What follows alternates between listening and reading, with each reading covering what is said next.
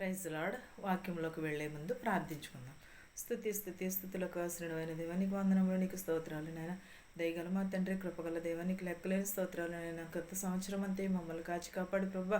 ఇంతవరకు మమ్మల్ని కాచి కాపాడినందుకు నీకు వందనములు, నీకు స్తోత్రాలు చెల్లించుకుంటున్నాం ప్రభా.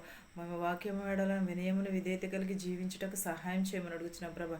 వినిచున్న వారికి, చూచుచున్న వారికి, ప్రతి ఒక్కరికి రక్షణ దయచేయమని అడుగుచున్నాను తండ్రి. ఆమేన్.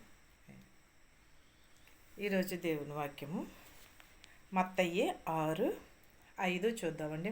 మరియు మీరు ప్రార్థన చేయనప్పుడు వేషధారుల వలె ఉండవద్దు, మనుషులకు కనబడవలెనని సమాజ మందిరములలోను వీధులలోనూ నిలిచి ప్రార్థన చేయుట వారికిష్టము.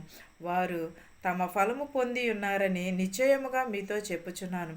ఏంటదండి, మనము వీధులలో ఉండి మనము ప్రార్థన చేయకూడదు.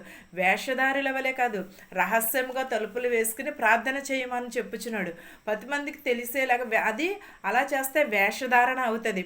మరి చాలామంది చూడండి, వేడిస్తూ ఎక్కువెక్కి వేడిస్తూ ప్రార్థన చేసేస్తూ ఉంటారు.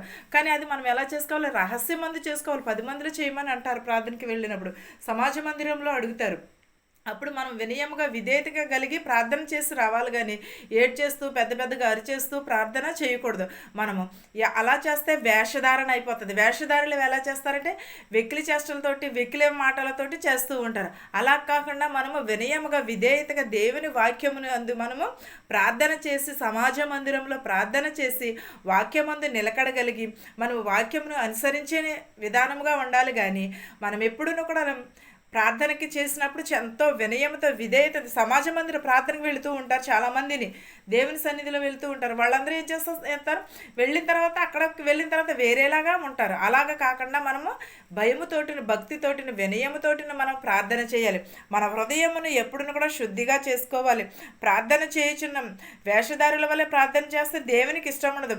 మనం ప్రార్థన ప్రతిఫలము పొందుతాం. ఆ ప్రతిఫలము పొందాలంటే ఏం చేయాలి? రహస్యంగా ప్రార్థన చేసుకోవాలి, కానీ వేషధారణగా కాదు.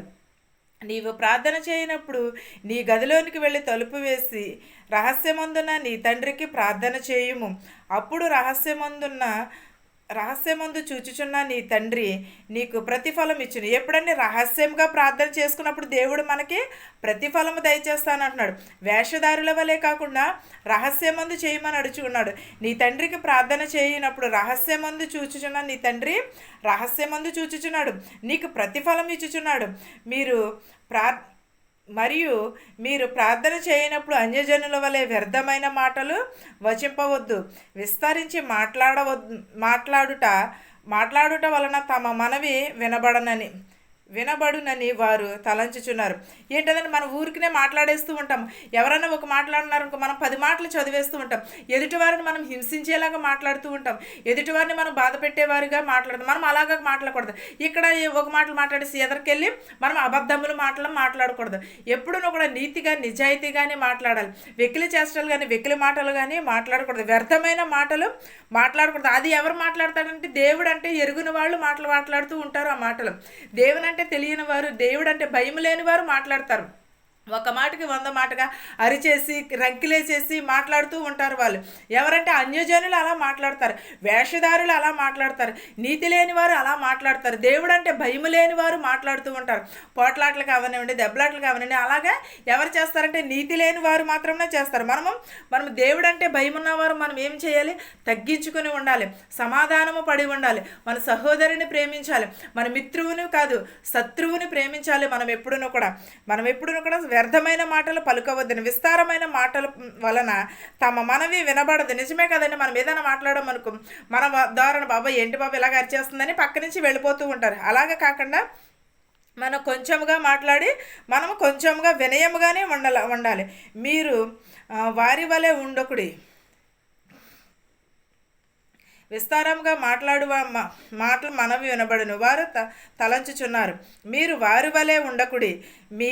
మీరు మీ తండ్రిని అడుగక మునిపే మీకు అక్కరగానున్నవేవో ఆయన తెలియచేయును.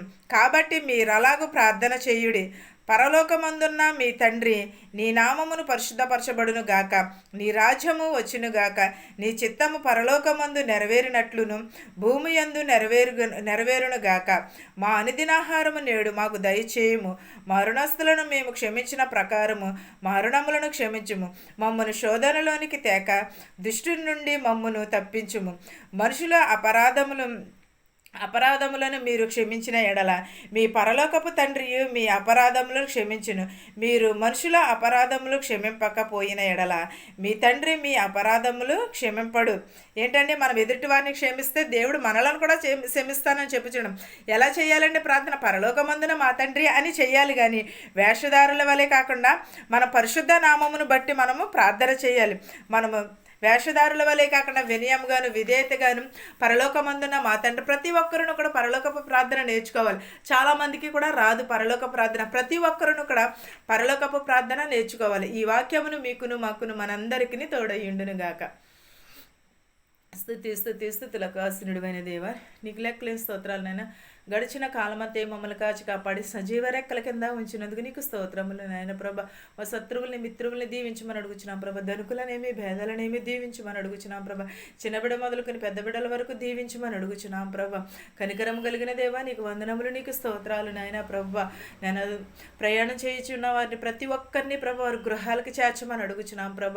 హాస్పిటల్లో ఉన్న వారిని స్వస్థపరచమని అడుగుచున్నాం. అనేకమైన రోగములతో బాధపడుచున్నారు ప్రభ, వారిని స్వస్థపరచమని అడుగుచున్నాము నాయన ప్రభ. ఈ పండుగ దినములో వాతావరణము నీ స్వాధీనంలో ఉంచుకున్నందుకు నీకు లెక్కలేని స్తోత్రాలు నాయన ప్రభ. ప్రతి ఒక్కరిని దీవించమని అడుగుచున్నాం ప్రభ. ప్రతి ఒక్కరికి మనశ్శాంతిని, కనికరమును, దయను దయచేయమని అడుగుచున్నాం ప్రభ. నాయన ప్రభ, నీకు చిత్తమైతే నాయన ప్రభ నూతన సంవత్సరంలో అడుగుపెట్టుటకు మాకు సహాయము చేయమని అడుగుచున్నాము నాయన ప్రభ. ఈ తరుణము లేక ఎంతో మంది బాధపడుచున్నారు నాయన ప్రభ. వారందరికీ నీ తరుణము దయచేయమని అడుగుచున్నాం ప్రభ. పిల్లలు లేని వారికి పిల్లలు దయచేయమని అడుగుచున్నాం ప్రభ. ప్రభ నేను బిడ్డలను దీవించమని అడుగుచున్నాం ప్రభ. చదువుకుంటున్న బిడ్డలను దీవించమని అడుగుచున్నాం. ఉద్యోగాలు లేని ఉద్యోగాలు ప్రభ, ఇల్లు లేని వారికి ఇల్లు దయచేయమని అడుగుచున్నాము నాయన ప్రభ. ప్రతి ఒక్కరి కుటుంబంలో దీవించమని అడుగుచున్నాం ప్రభ. మాకు మారు మనసు దయచేయమని అడుగుచున్నాం ప్రభ. వాక్యము విని వాక్యం ద్వారా అనుసరించే ధన్యతను దయచేయమని అడుగుచున్నాం ప్రభ. ప్రతి ఒక్కరిని దీవించమని అడుగుచున్నాం ప్రభ. ఇంకను ఎవరినైతే మర్చిపోయింటే వారందరినీ దీవించమని అడుగుచున్నాం ప్రభ. మా దేశాన్ని, మా సంఘాన్ని కూడా దీవించమని అడుగుచున్నాం ప్రభ. నా ప్రార్థనను ఈ పాద సన్నిధికి చేర్చుకోమని అడుగుచున్నాను తండ్రి, ఆమెన్. పరలోకమందున్న మా తండ్రి, నీ నామము పరిశుద్ధపరచబడును గాక, నీ రాజ్యం వచ్చును గాక, నీ చిత్తము పరలోకమందు భువేందు నెరవేరినట్లును మా అనుదిన ఆహారము నేడు మాకు దయచేయము. మా రుణస్థలను మేము క్షమించిన ప్రకారం మా రుణములను క్షమించుము. దుష్టుని నుండి, శోధన నుండి తప్పించుము. రాజ్యమును, శక్తియు, మహిమయు నిరంతరము నీవై ఉన్నావు మా తండ్రి, ఆమెన్. ఆమెన్. అందరికీ వందనాలు.